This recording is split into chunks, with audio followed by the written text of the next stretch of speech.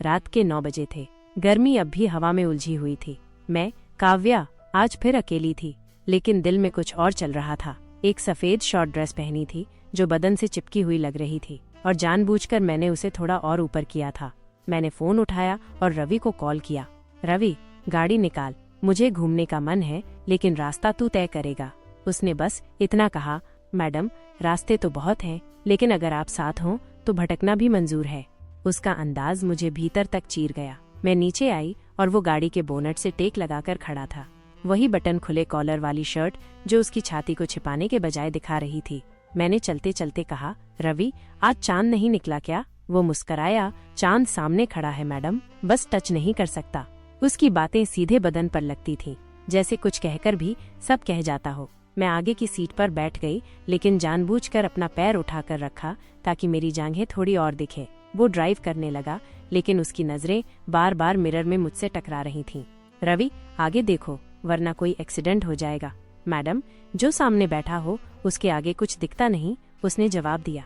गाड़ी अब हाईवे पर थी और अंधेरा धीरे धीरे हमें निगल रहा था। मैंने विंडो से बाहर झांका और फिर कहा, रवि, हवा तो ठंडी है, पर आज बदन गर्म क्यों लग रहा है?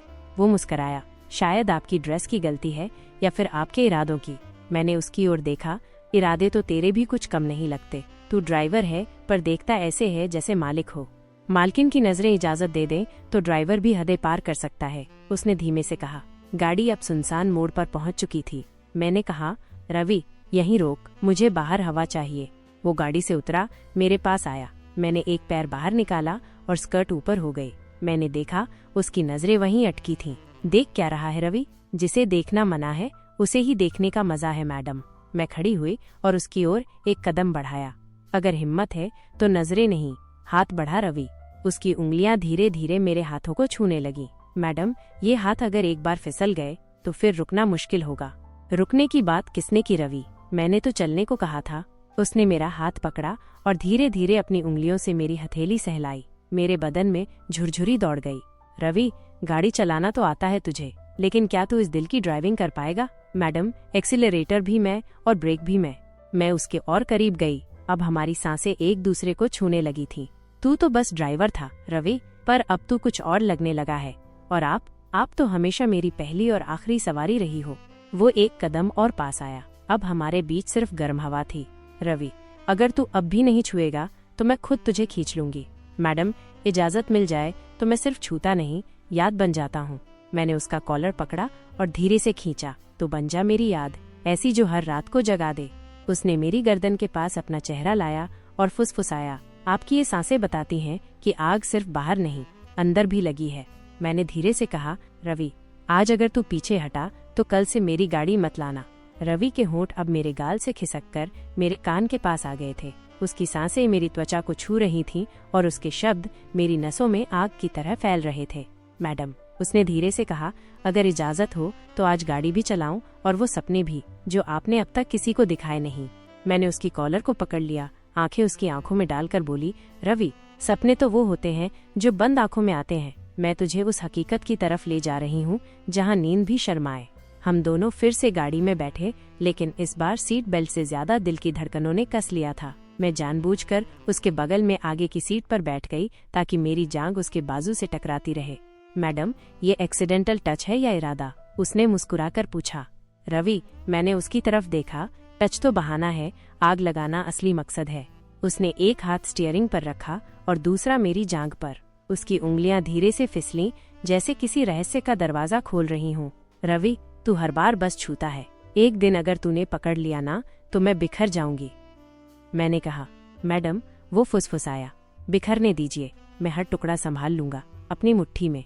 गाड़ी अब हाईवे से एक कच्चे रास्ते की तरफ मुड़ गई थी। अंधेरा था पर हमारे इरादे रोशन। मैंने गाड़ी रुकवाई और फिर वहीं बोनट पर बैठ गई जैसे पिछली बार, लेकिन इस बार हवा नहीं, मेरे इरादे ठंडे थे। रवि, मैंने उसकी तरफ इशारा किया, आज सिर्फ मिरर में देखने की इजाजत नहीं है, आज सामने आ और देख मुझे, जैसे कोई ताजमहल की दीवारों को छूता है, डरते हुए, प्यार से, पर भूख में। वो पास आया, उसके हाथ मेरे घुटनों पर। उसकी आंखों में भूख और जिम्मेदारी दोनों थी।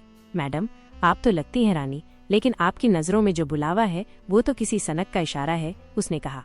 रवि, आज तू बस बोलता रहेगा या असल में वो करेगा जो तेरी आंखें रोज कहती हैं। मैंने उसकी कमर में हाथ डालकर खींचा। हम अब एक दूसरे से सटे थे। मेरी सांस उसकी गर्दन पर और उसके होठ मेरे कंधे के ठीक ऊपर। तेरा बदन गर्म है रवि, लेकिन मेरी सांसें ठंडी पड़ रही हैं। अब या तो तू मुझे सुलगा दे या मैं तुझे पिघला दूं। उसने जवाब नहीं दिया। उसके होंठ मेरे गले पर हल्के से छुए, एक बार, फिर 2 बार, फिर थोड़ा और नीचे। मेरी उंगलियां उसके बालों में थीं और उसकी उंगलियां मेरी कमर को अपनी गिरफ्त में ले चुकी थीं। तभी उसका मोबाइल वाइब्रेट करने लगा। किसका फोन है? मैंने थोड़ा रुककर पूछा। छोड़िए ना मैडम, आज तो सिर्फ आपका नंबर डायल है, उसने शरारत से कहा। मैं हंसी नहीं, सिर्फ मुस्कुराई, क्योंकि अब हंसी नहीं, सिर्फ आग बाकी थी। उसने मोबाइल को साइड में फेंक दिया। अब उसके हाथों की पकड़ में वो सुकून नहीं था जो दोस्ती में होता है। अब उसमें एक जुनून था जो हदें तोड़ना चाहता था। मैंने उसकी शर्ट की ऊपरी बटन खोली और फुसफुसाकर कहा, रवि, ये रात ठंडी हो सकती है, लेकिन मेरी धड़कनों की तपिश अगर तूने संभाली नहीं तो तू खुद जल जाएगा। उसने मेरी कलाई पकड़ी कसकर, लेकिन सलीके से। मैडम, उसने मेरी आंखों में झांकते हुए कहा, आज मैं वो रवि नहीं हूँ जो हर बार आपको देखकर सिर्फ मुस्कुराता था। आज मैं वो रवि हूँ जो आपकी खामोशी को तोड़ने आया है। उसके होंठ अब मेरी गर्दन पर थे, लेकिन इस बार उसके होठों में कांपने की जगह दावा था। मैंने अपनी उंगलियों से उसकी पीठ पर लकीर खींची, धीरे, जैसे किसी दीवार पर अपना नाम लिखा जा रहा हो। रवि, मैंने धीमे से कहा, तू मेरी रगों में उतर गया है, अब या तो मुझे पी ले या खुद बह जाने दे। उसने मेरी ठोड़ी उठाई और पहली बार हमारे होंठ बिल्कुल करीब आ गए। इतना कि सांसें नहीं, अब धड़कनें टकराने लगीं। लेकिन उसने चूमा नहीं, बस रुका रहा। क्यों रुक गया? मैंने पूछा। क्योंकि अगर एक बार चूम लिया तो फिर खुद को रोक नहीं पाऊंगा, उसने धीरे से कहा। मैंने उसकी शर्ट का कॉलर पकड़ा, खींचा और कहा, तो मत रोक। आज मैं भी वो सीमा पार करना चाहती हूँ जहाँ रिश्तों के नाम नहीं, सिर्फ एहसासों की जुबान होती है। उसने मेरे होठों पर अपना पहला स्पर्श रखा।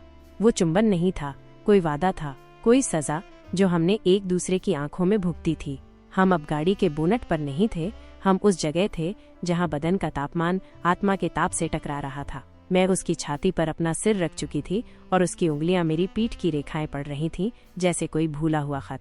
रवि, मैंने आहिस्ता से कहा, तू मुझे इस रात में ले जा, लेकिन वादा कर सुबह लौटेगा मत। मैडम, अब मैं आपका नहीं, इस रात का कैदी हूँ और इसकी रिहाई सिर्फ आपकी आंखों में है। तभी अचानक पीछे से हेडलाइट की रोशनी पड़ी, किसी गाड़ी की। मैंने चौंककर गर्दन घुमाई। कौन है इस वक्त? रवि ने मुझे अपनी बाहों में खींचा और गाड़ी के पीछे की ओट में ले आया। लगता है कोई देख रहा है, उसने कान में कहा। तो देखे, मैंने धीरे से कहा, क्योंकि जो हम कर रहे हैं वो गुनाह नहीं, इंतजार का हिसाब है। रवि ने मुझे अपनी बाहों में भर रखा था। मेरी सांसें उसकी गर्दन पर सिसकारियां छोड़ रही थीं और उसकी हथेलियां मेरी पीठ पर एक ऐसी दास्तां लिख रही थीं जो कभी किताबों में नहीं मिलती, सिर्फ एहसासों में पलती है। बाहर बारिश अब भी हो रही थी, लेकिन हमारे बीच अब कोई मौसम नहीं था, सिर्फ गर्माहट थी, चाहत की, जज्बात की और उन लम्हों की जो बरसों की प्यास में भीगते भीगते अब खुद ही सैलाब बन चुके थे। मैंने उसके कान में फुसफुसाकर कहा, रवि, अगर ये गुनाह है तो मुझे इसकी सजा उम्र भर चाहिए। उसने मेरी उंगलियां चूमी और आंखों से बोला, तो चलिए इस गुनाह को नाम देते हैं और इस रात को अमर कर देते हैं। हमारी आंखें बंद थीं, लेकिन जिस सफर पर हम चल पड़े थे उसका कोई नक्शा नहीं था, बस रास्ता था। और उस रास्ते पर हर स्पर्श, हर दूरी, हर रुकी हुई सांस एक नए तूफान की भूमिका बन चुकी थी। लेकिन यहीं से कहानी करवट लेती है, क्योंकि जो असली आग है वो तो अब तक छूटी ही नहीं, जो असली तड़प है वो तो अब शुरू होने वाली है, और जो हद्दों से बाहर का खेल है वो तो अभी बाकी है। ये कहानी अभी खत्म नहीं हुई, क्योंकि इसका सबसे बोल्ड, सबसे सच्चा और सबसे गर्म हिस्सा अब आपको मिलेगा वहाँ जहाँ हम सब कुछ कह सकते हैं बिना किसी रोक टोक के। टेलीग्राम पर, जहाँ अगली मुलाकात होगी उसी रात के उस मोड़ पर, जहाँ जज्बात अब जिस्म की सरहदें तोड़ देंगे, जहाँ हर अधूरी सांस मुकम्मल होगी और हर छुपी हुई चाहत बेपर्दा। टेलीग्राम पर जुड़ने के लिए नीचे दिए लिंक पर क्लिक करें, क्योंकि असली कहानी वही है जो अभी तक आपने देखी ही नहीं। Link in description.